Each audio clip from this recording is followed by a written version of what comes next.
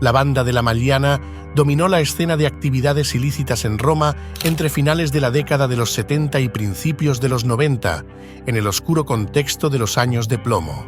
Su nombre deriva del barrio romano del mismo nombre, aunque sus miembros provenían de diferentes zonas de la capital, logrando unificar el submundo romano, imponiendo un vínculo de exclusividad y reciprocidad entre quienes hicieron vida en ella.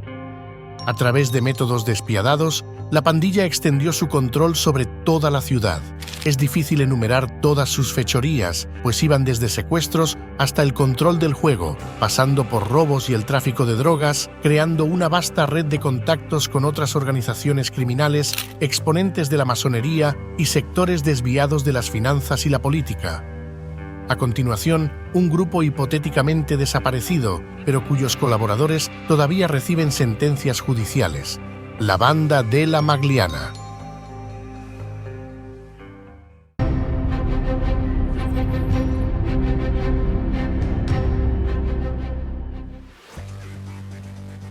Italia, años 60. Una orden de remisión a juicio decía las siguientes palabras: en aquella época, en Roma, existía una tendencia a que los elementos más representativos del AMPA local formaran asociaciones. Si bien estas palabras son ciertas, no había una estructura piramidal o jerarquizada en el crimen organizado citadino. En realidad, parecía un archipiélago, cuyos islotes contaban con conexiones muy débiles o simplemente inexistentes. Porque tampoco es que los clanes fueran muy complejos. La mayoría no pasaban de 5 miembros y se dedicaban a ilegalidades de muy corto alcance. Para entonces, los más fuertes dominaban escasamente un par de calles. Eso sí, eventualmente, los dos más sobresalientes pasaron a ser los romanos y los marselleses. Este último grupo controlaba las actividades más lucrativas. Resulta que, ya a principios de los 70, el clan marsellés, liderado por Albert Bergamelli, Maffeo Bellicini y Jacques Berenguer, irrumpió con fuerza en la escena. Con su negocio de tráfico de heroína y secuestros, impusieron su ley, transformando la desintegrada delincuencia de los suburbios romanos. Pero en 1976, la detención de sus líderes dejó un vacío que los criminales locales estaban ansiosos por llenar. Entre ellos se encontraba Franco Giuseppucci, conocido como Er Fornaretto. En algún momento, siendo un carismático portero de hipódromo y una figura respetada en el barrio de Testaccio, comenzó a ganarse la confianza de las pequeñas organizaciones locales, convirtiéndose en un punto de referencia para el almacenamiento de armas. Su ingenio y habilidades de liderazgo lo llevaron a ser el custodio de los arsenales de varios delincuentes, quienes le confiaban sus armas a través de Antonella Rossi, su joven ayudante. Pero su suerte cambió cuando los carabineros descubrieron su escondite en una caravana en el monte Gianicolo. A pesar de su arresto, un error en la investigación le permitió salir con una pena mínima. Una vez libre, Giuseppucci se encontró en una encrucijada. Su Volkswagen Beetle había sido robado por un carterista llamado Giovanni Tigani. Lo más grave es que ahí guardaba una bolsa de armas de Enrico de Pedis, un personaje ambiguo y poderoso con vínculos con el mundo de las finanzas y la política romana. Sin perder el tiempo, se arrojó a la búsqueda de su vehículo y las armas, descubriendo que habían llegado a manos de Emilio Castelletti, un ladrón que operaba en un grupo liderado por Maurizio Abatino, quien operaba en la zona de la Magliana, distinguiéndose por su crueldad y habilidad en la gestión del tráfico de drogas. Este encuentro fortuito marcó el inicio de una nueva era en el submundo criminal romano. La unión de Giuseppucci, Abatino y de Pedis significó el nacimiento de una batería que rápidamente se transformó en una poderosa pandilla. Estos tipos coincidían en que, al actuar por separado, los distintos grupos criminales eran vulnerables a la competencia y a la acción de las fuerzas del orden. Asimismo, con el objetivo de dejar atrás sus roles marginales y las divisiones barriales, decidieron unir fuerzas para dominar el tráfico ilícito en la capital. Cada uno aportó su experiencia, recursos y contactos, creando una red criminal que se expandió rápidamente, integrando a otros grupos y fortaleciendo su posición en el territorio. Un cuarto elemento que viene a complementar este insurgente trío amponil fue Nicolino Selis, originario de Cerdeña, quien había estado en prisión y había soñado con replicar en Roma el modelo de la nuova camorra organizzata de Raffaele Cutolo. Ambos se habían conocido en la prisión y Selis quedó impresionado por la estructura y la mentalidad de la nueva camorra. Su compañero había creado una organización criminal centralizada y jerárquica, basada en un fuerte sentido de pertenencia y un rígido código de honor. Él, junto a sus aliados, se unieron al naciente grupo aportando su conocimiento y conexiones. En este ámbito, su influencia fue evidente en varios aspectos de la ya incipiente banda de la Magliana. En primer lugar, se adoptó una estructura más centralizada, con un órgano de toma de decisiones integrado por los fundadores y sus lugartenientes. En segundo lugar, se promovió un fuerte sentido de pertenencia, con la introducción de rituales de membresía y un código de conducta. En tercer lugar, se adoptó una estrategia más agresiva de expansión territorial. Así, la que sería conocida como la Banda de la Magliana comenzó a tomar forma, uniendo a criminales de diversas procedencias bajo un mismo objetivo: el control absoluto de Roma. El 7 de noviembre del 77, Franco Giuseppucci propuso un audaz secuestro que marcaría el debut de todos ellos en crímenes de mayor envergadura: el duque Massimiliano Grazioli Lante della Rovere. Con información de un conocido del hipódromo, el capo y su grupo, que hasta entonces se dedicaban a robos y crímenes locales, se lanzaron a esta nueva y arriesgada aventura. La operación fue meticulosamente planificada, pero su inexperiencia pronto se hizo evidente. Tras capturar al duque, lo trasladaron a varios escondites y por las impericias se dieron cuenta de que necesitaban ayuda externa. La primera exigencia de rescate fue de 10.000 millones de liras y las negociaciones sonaban desesperadas y un poco improvisadas. A pesar de que lograron recibir el dinero, el desenlace fue trágico. Uno de los secuestradores mostró su rostro al rehén, lo que llevó a su ejecución. Nunca hubo un consenso al respecto, pero finalmente el duque fue asesinado.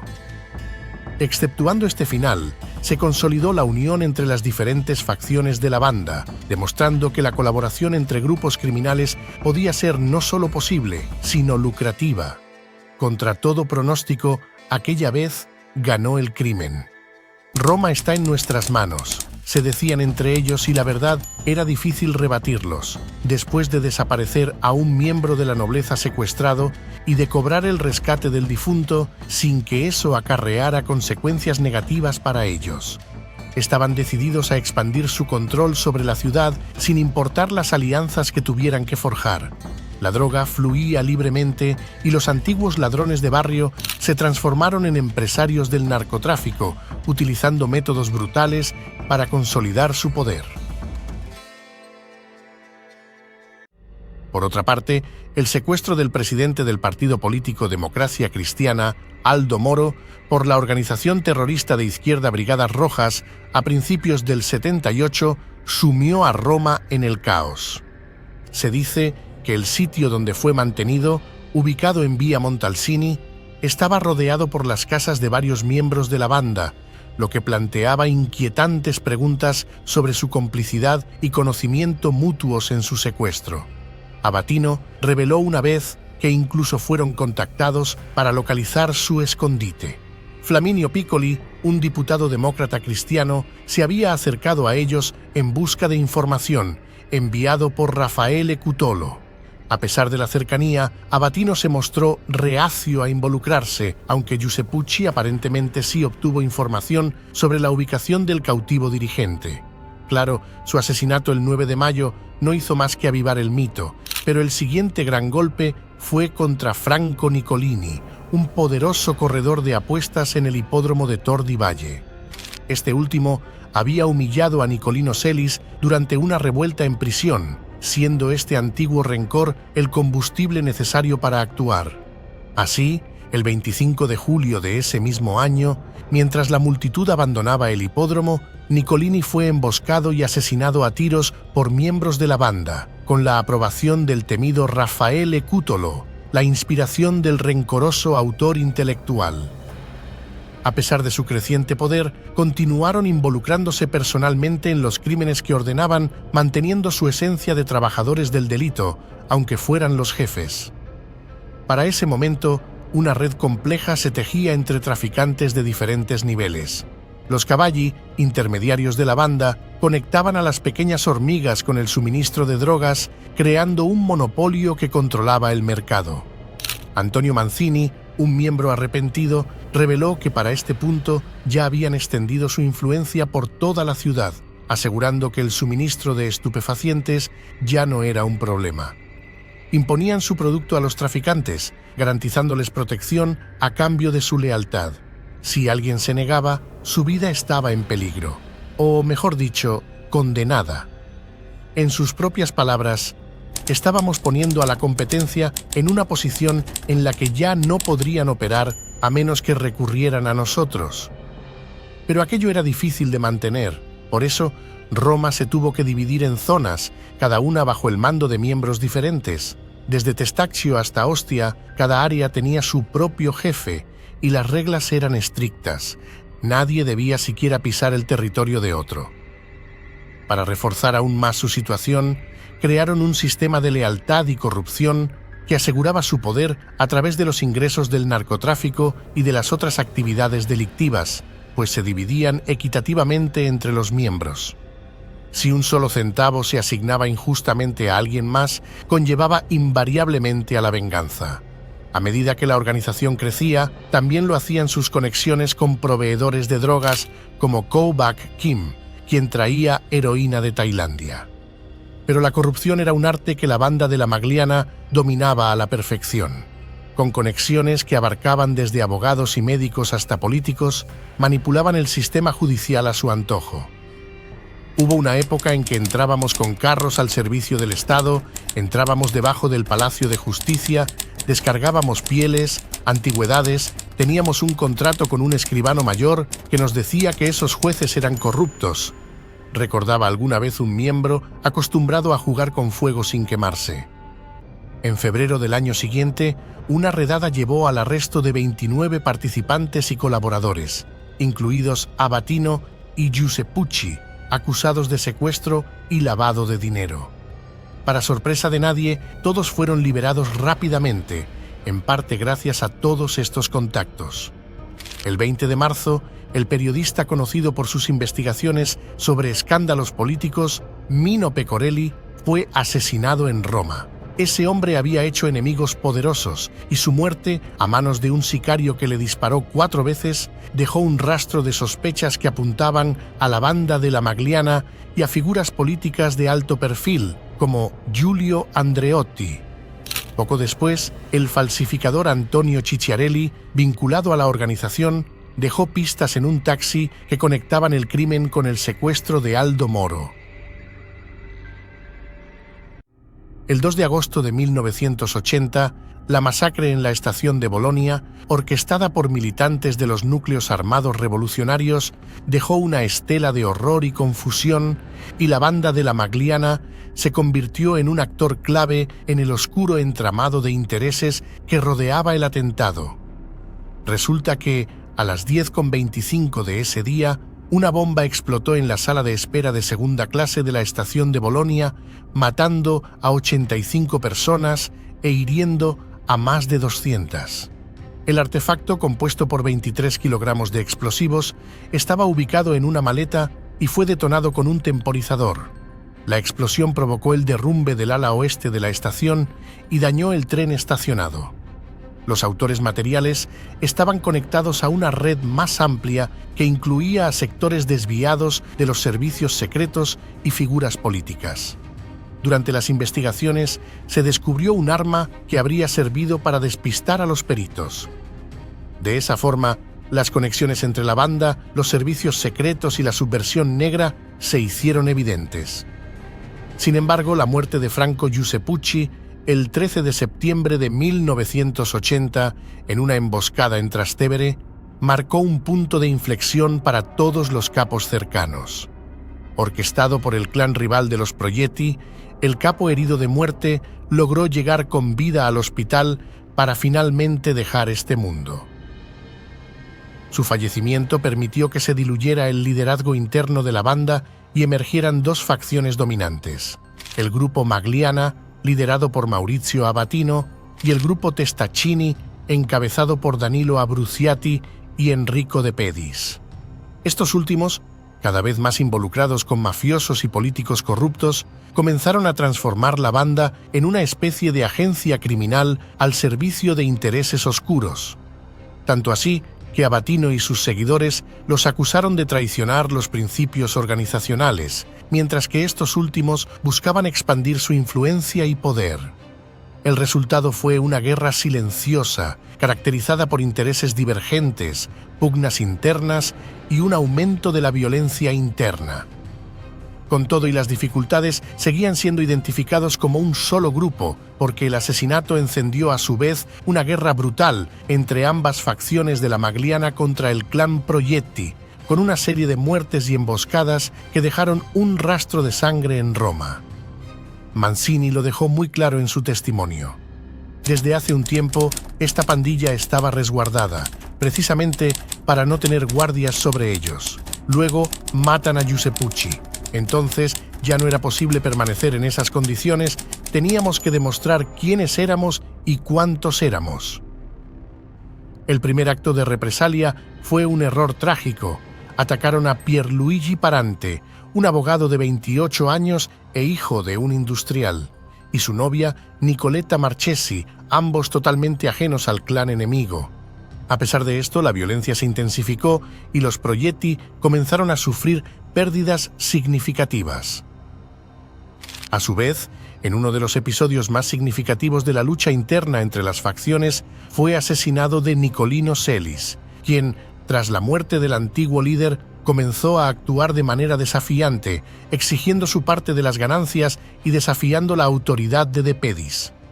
La víctima, en un intento de consolidar su poder, derramó el vaso de la paciencia al intentar acaparar un suministro de heroína, y con esta, las ganancias serían solo para él, lo que llevó a su condena a muerte por parte de sus antiguos aliados, especialmente de Edoardo Toscano y Maurizio Abatino. En un tiroteo ocurrido el 16 de marzo del mismo año, Maurizio Proietti fue mortalmente herido, mientras que sus atacantes, Mancini y Colafigli, lograron escapar. La tensión continuó escalando entre las facciones con la muerte de Domenico Balducci, un usurero que había traicionado a la mafia al quedarse con una parte del dinero destinado al mafioso Pippo Calò, conocido como el cajero de la mafia siciliana. El crimen, llevado a cabo por Abruzzati y De Pedis el 16 de octubre, fue un claro ejemplo de cómo los Testaccini operaban de manera independiente, tomando decisiones sin consultar al resto de la banda.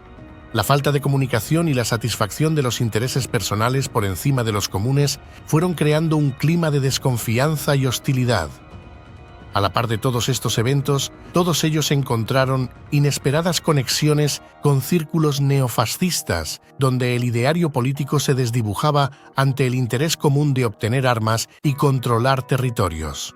Entre los personajes que tejieron esta red se encontraba Álvaro Pompili, un empleado del Ministerio de Salud. Resulta que la organización había aumentado alarmantemente su arsenal, lo que los llevó a considerar la creación de un único depósito para sus armas. Pero la gracia no les duró mucho, pues a finales de noviembre del mismo año, la policía descubrió un impresionante arsenal en el sótano del ministerio compuesto por pistolas, revólveres y metralletas, así como cartuchos y granadas de mano, revelando la magnitud de la operación clandestina.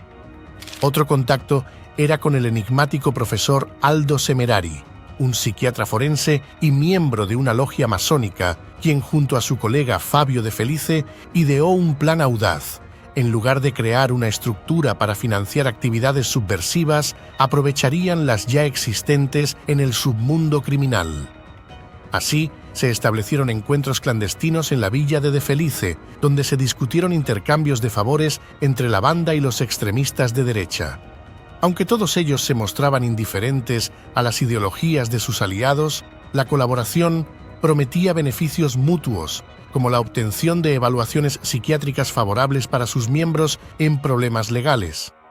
Los esfuerzos no duraron mucho porque, en marzo del año siguiente, Semerari fue encontrado decapitado, víctima de un ajuste de cuentas que reveló la fragilidad de sus conexiones. Pero no era el único. Los miembros de los núcleos armados revolucionarios, como Alessandro Alibrandi y Francesca Mambro, todos de corte neofascista, comenzaron a forjar alianzas que prometían grandes favores recíprocos. No obstante, a medida que los intereses de ambos grupos se entrelazaban, la violencia y la traición se convirtieron en moneda corriente. La posterior desaparición de armas y el secuestro de un joven neofascista evidenciaron la fragilidad de estas alianzas. Por todas estas asociaciones, la organización fue etiquetada como un grupo de derecha, pero su composición en realidad era más compleja, con integrantes que abarcaban desde simpatizantes del ultranacionalismo y el fascismo, hasta comunistas y anarquistas. Su ideología no era política, sino delincuencial. Una vez, en una conversación telefónica que fue interceptada, Carminati dijo lo siguiente: «Yo era un político, no como los charlatanes de la Magliana, con excepción de Giuseppucci, que era el único jefe real que había existido. Era un querido amigo mío, vivía frente a mi casa, lo conocía de toda la vida, estábamos todo el día haciendo tonterías. En fin, había una gran amistad. Por lo demás, era una pandilla de mendigos harapientos».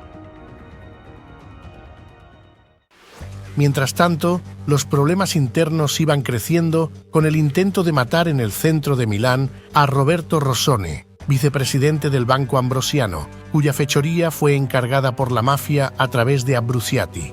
Este ataque fallido, ocurrido el 27 de abril, se llevó a cabo mientras la víctima se encontraba en vía Oldofredi. Sus atacantes, entre ellos Bruno Niedu, abrieron fuego contra él. La acción violenta no tuvo éxito en su intento de matarlo, pero desencadenó un tiroteo que reveló la gravedad de la situación. Asimismo, puso de relieve la creciente autonomía de los Testaccini y su disposición a actuar sin el debido consenso interno, lo que provocó la ira de Abatino y sus seguidores. Con todo ello, la descomposición paulatina de la banda de la Magliana se aceleró aún más con la llegada de los primeros delatores. Fulvio Lucioli, conocido como Sorzio, fue el primero en colaborar con la justicia tras su detención a finales de mayo de 1983, revelando los oscuros secretos internos y sus conexiones con políticos, mafiosos y servicios secretos. Su testimonio llevó a la detención de numerosos integrantes, debilitando aún más su estructura. Claudio Sicilia, otro arrepentido, continuó el trabajo de Lucioli, exponiendo la corrupción dentro del sistema judicial y las relaciones de su otrora grupo con la mafia y otros grupos criminales. Por esa misma época fue detenido Abatino. Era un golpe durísimo para su facción, pero, tras una serie de eventos, logró simular una enfermedad terminal para escapar de la prisión.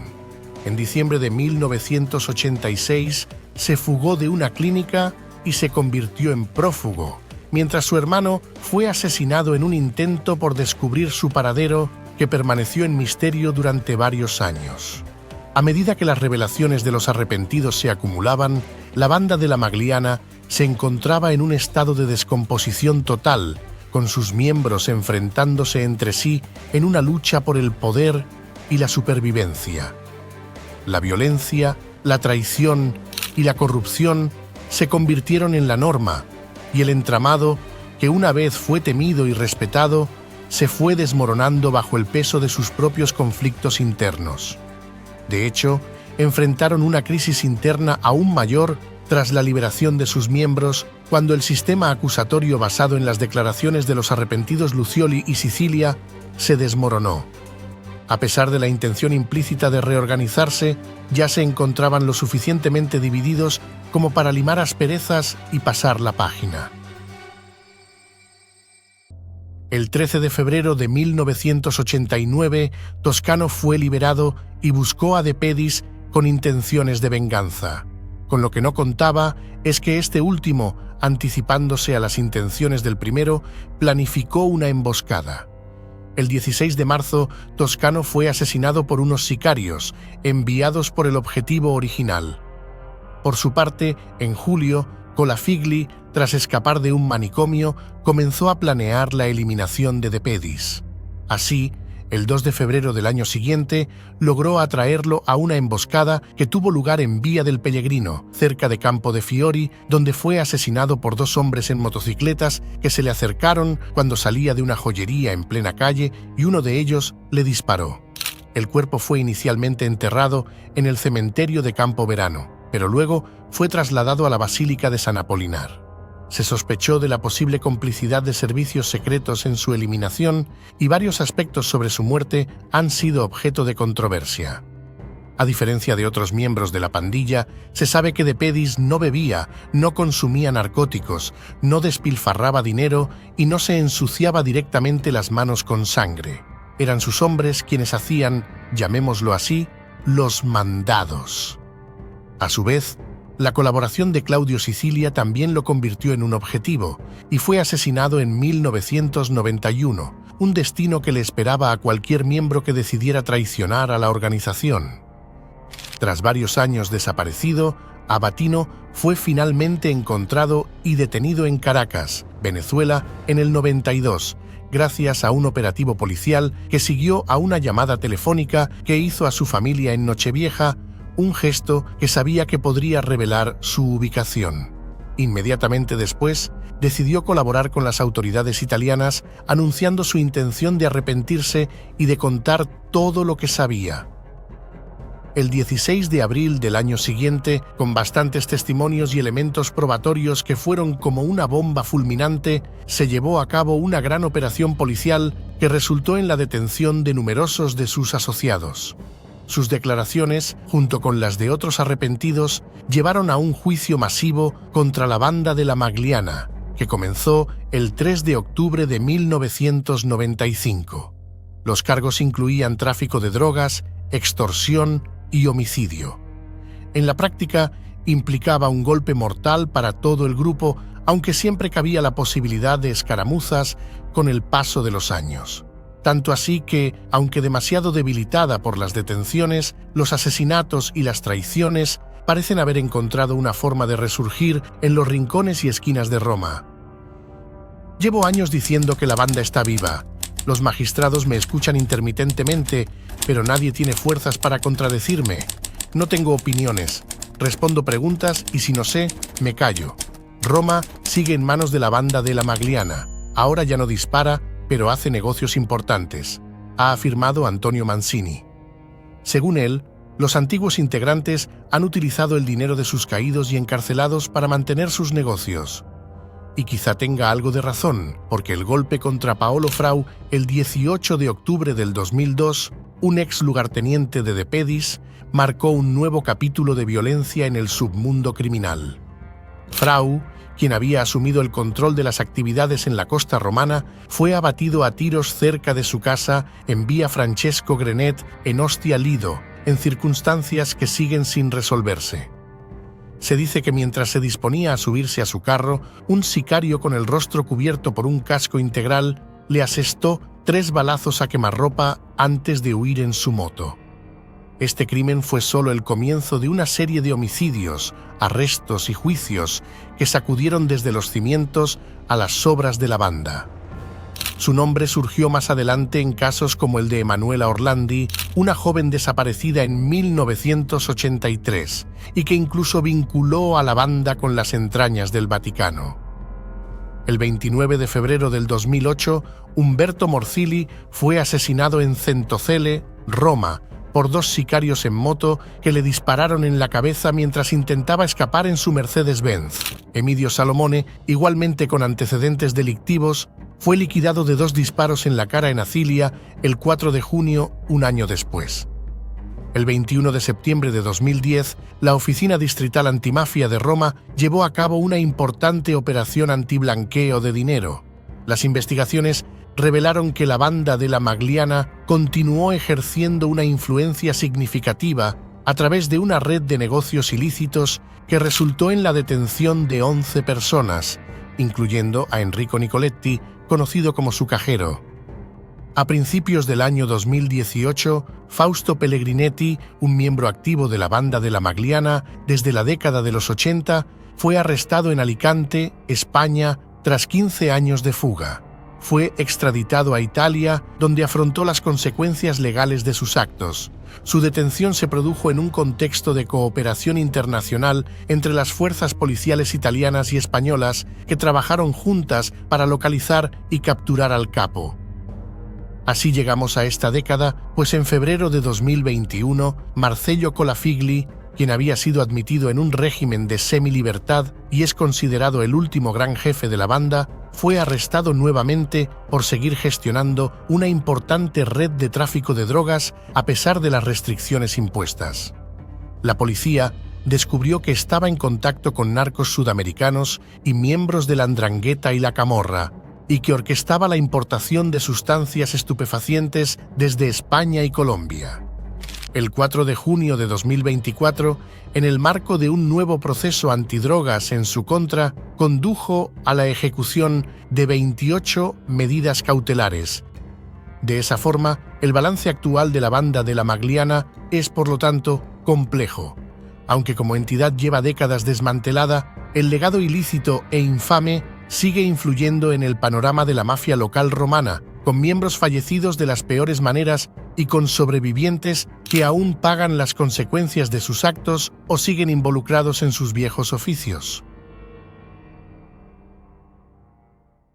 Si te ha gustado la impactante historia de la banda de la Magliana, entonces no creo que quieras perderte la terrorífica historia del Pablo Escobar de la India, Dawood Ibrahim. El video con su historia lo tienes justo ahora en pantalla.